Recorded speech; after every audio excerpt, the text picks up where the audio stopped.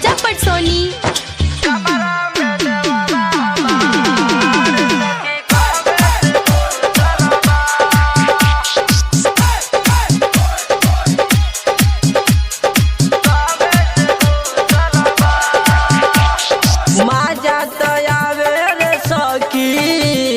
जब हम पाजा में पकड़ी पाला लगावे रे दादा, जब हम पाजा में पकड़ी पाजा तो आवे रे सखी, जब हम पाजा में पकड़ी पाला लगावे रे दादा, जब हम पाजा में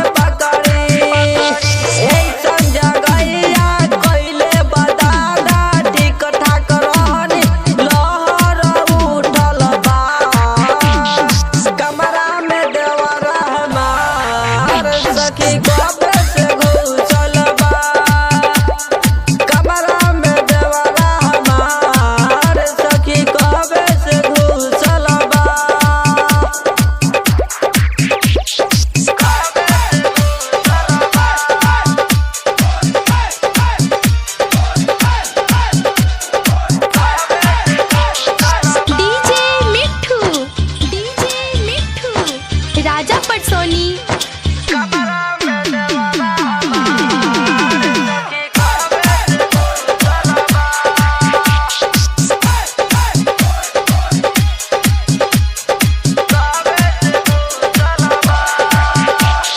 राइटर अंकित अकेला पूछिए तो